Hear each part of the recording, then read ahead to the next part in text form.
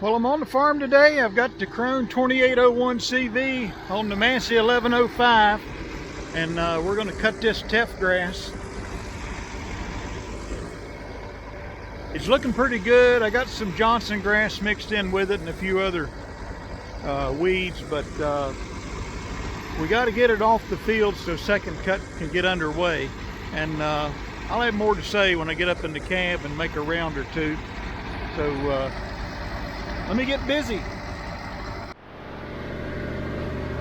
So the grass is, I mean, it looks heavy, but I don't know. Some of it's lodged like right in here, but it's not completely flat, which is a good thing. And I'm mowing here in the morning. My tires are wet. All of the grass is wet. And but they're calling for a chance of thunderstorms, like a 10% chance later today. And as I've said before, I can take rain on the first day, but what I can't take is a thunderstorm and the hard winds that come with it. So I just decided to get in here before any of that develops, because it'll be my luck if I don't cut this. I'll be one of the 10% that gets the thunderstorm, and this whole field will be flat. It's right to go down. And but the Teff grass is at just the right height, you know, to cut. A few days ago it was like 20 inches, 22 inches tall. So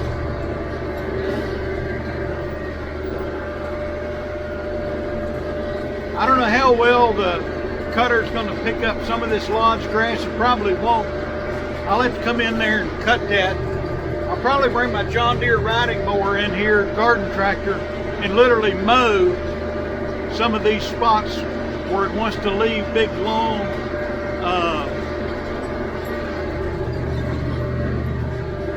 stubble, and just kind of clean things up. I don't know if my bat wing would pick it up or not, but certainly my John Deere would. I've got Johnson grass in here that's kind of annoying, but I don't think it's going to be a problem. I'm gonna forage test the hay, and when I do, I'm gonna check for nitrates, and I may even take some Johnson grass, just straight Johnson grass, and have it tested for nitrates. I don't think I'm going to have a problem.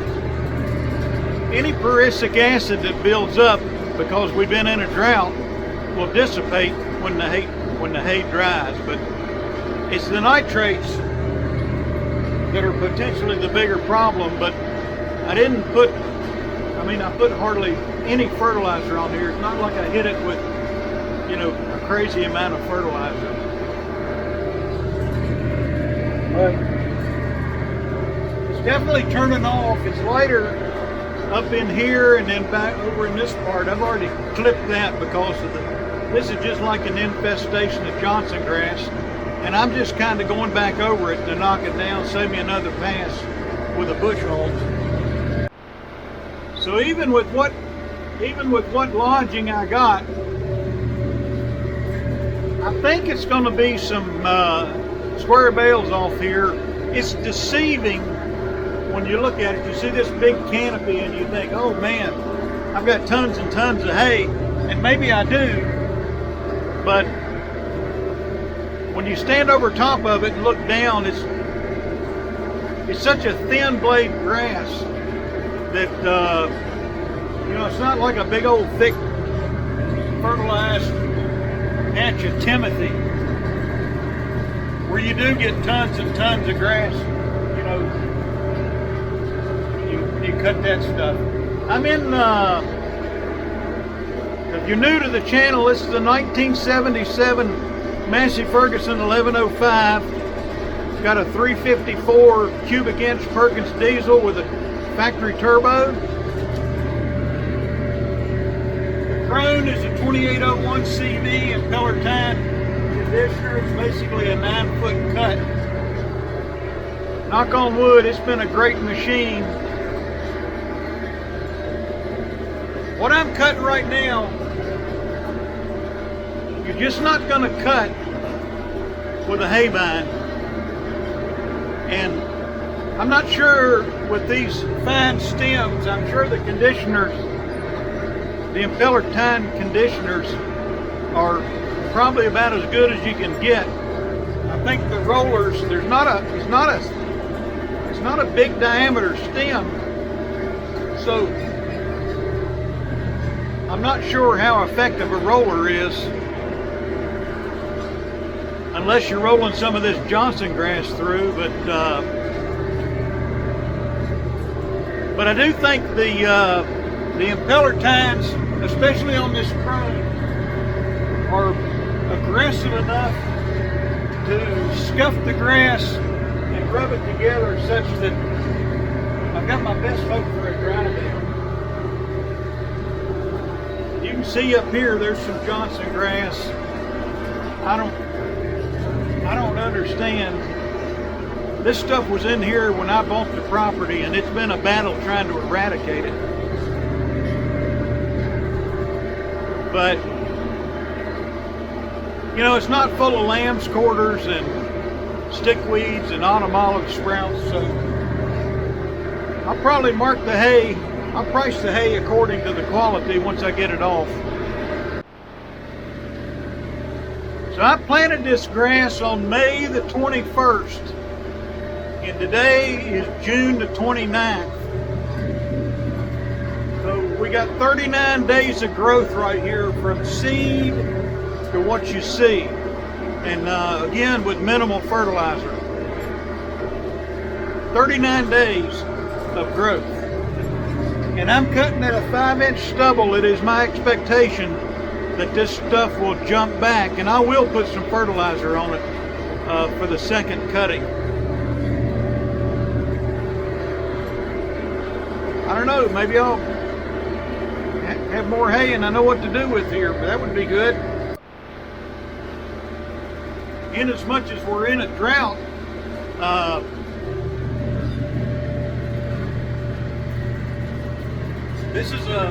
this looks a lot better than all the other hay up and down the road. And what lays in the corner on this farm, it's all dried up and turning brown. And I'm not going to come back and do the outside rows. I consider that part of the 12-foot perimeter that I'm going to maintain on this field. And there's some weeds in there, debris, and I just don't want to run my Krone over top of it and get it mixed up in the bale. Bad enough, I got this Johnson grass right here, but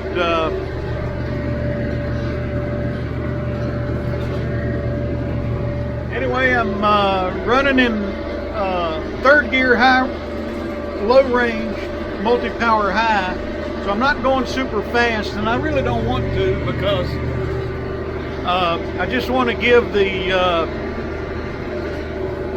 cutters as much blade time on the grass as possible, so I get hopefully I'm getting, well, I know I'm getting a nice clean cut, but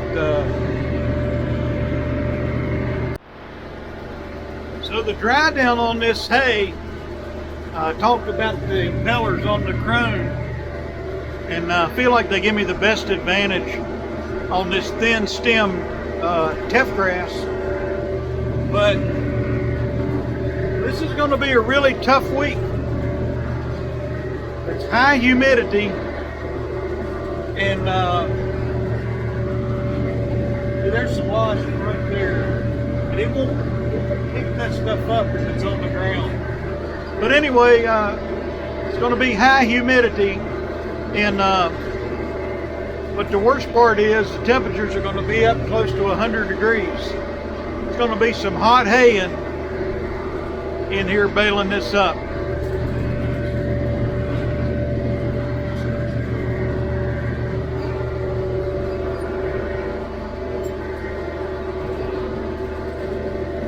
But there's no other weather window on the horizon that doesn't include thunderstorms and continued hot temperature. Maybe not in the upper 90s, but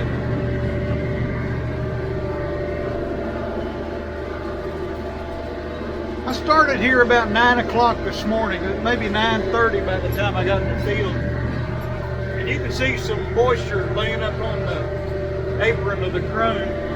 I'll come in here with a tedder this afternoon and spread this out.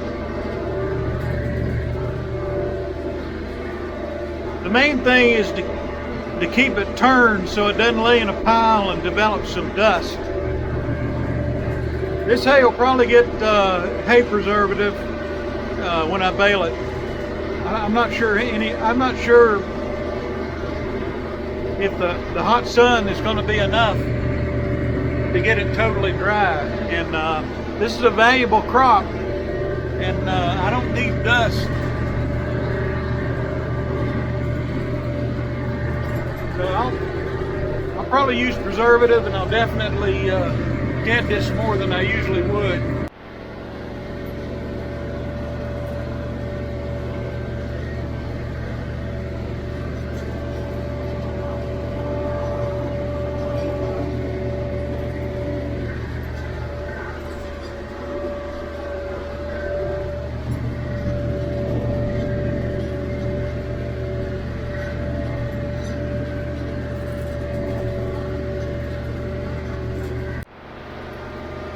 Coming right along, just about finished with this part of the field, and then I got to move down on that side and around the back side of my barn.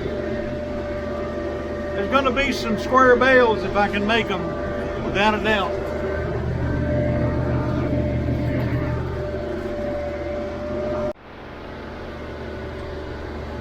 I may come in here,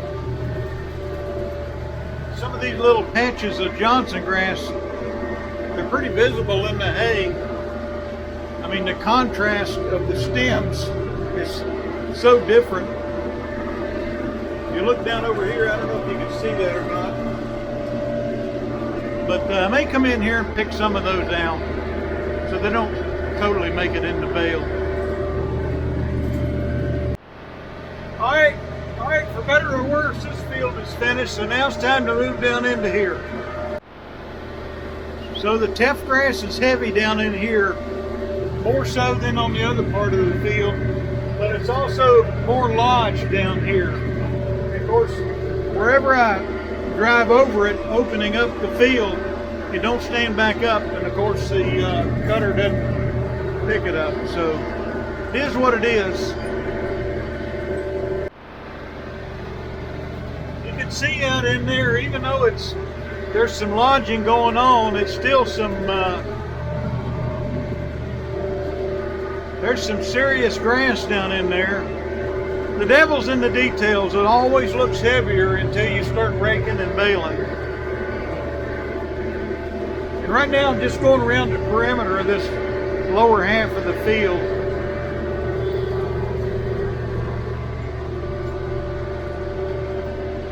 I want to give myself enough room to make turns once I get to going back and forth like that.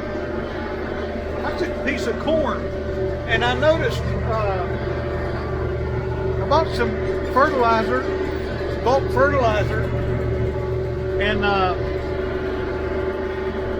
I noticed when I emptied my fertilizer spreader, or when I was putting it in, there would be a few kernels of corn here and there.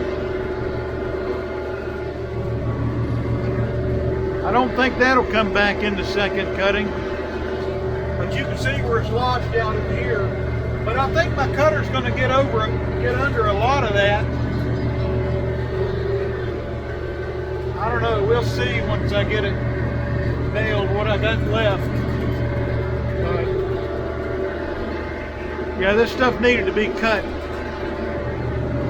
It's just unfortunate I got a weather window that's so harsh. That's hay and farming. I'm just continuing around the perimeter of the field, working my way to the inside on this part. I really don't want to drive over some of this Teff, and then I lose what my wheels ran over, eventually I'll break through down there and then I can maybe go back and forth. I don't guess it really matters.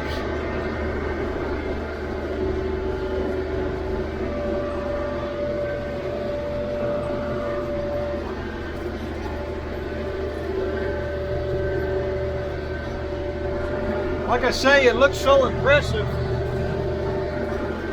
you know, when it's standing, but once you get it raked up and going into baler, a lot of times it just kind of seems like it shrinks down, at least orchard grass, fescue, and timothy. You think, oh man, I'm gonna have a record crop, and then you don't even come close. I would really like to be able to merge some windrows here when I go to bale it, just due to the heat, to be able to get off the field sooner than later. I can cut with the Krone in sopping wet grass. I mean, it's pulling on the Massey to some extent, but you know, it's got to be dry when you bale, so I'll come back. All right, so I've broken through right here in this center spot, and I'm left with two smaller triangles. This is not a bad way to cut this field, and actually it's not a bad way to cut it. I'll come back.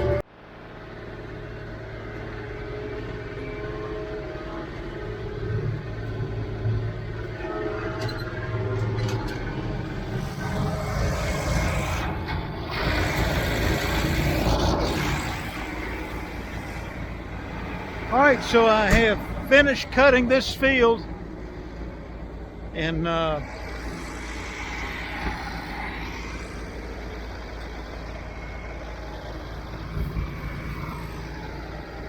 you know, it always looks heavier than it really is, but this one might surprise me a little bit. But I can already see it trying to dry off a little bit out here, but it's very humid yet, and there's clouds gathering. I'm hoping we don't get a thunderstorm, but there's also some wind. You can see my stubble height here. 5 inches is what I got it set. And it's a little bit of undesirables in here. There's some milkweed, and you know, back on that section there was a fair amount of Johnson grass. Right here's where I ran over the stuff. And of course, once I do that, it just doesn't stand back up. So on this section right here, I actually just went around and around as I talked about it, and I wound up with 2 triangles at the end, little triangles at the end. That actually worked out pretty good. But anyway, it's going to be a tough window to make hay in, even though it's going to be hot and plenty of sun coming. It's humidity's going to be high. I'm either going to have some really nice horse quality hay in squares, or I'm going to have some, I don't know, maybe some crap round bales of cow hay. But we're in a severe drought here in Virginia, and you know, people will buy whatever you got this year, I think. Anyway, I'm gonna wind it down right there. That's the video, the 1977 Massey Ferguson 1105, the Krone 2801cv impeller tine conditioner. And we'll catch up with you later.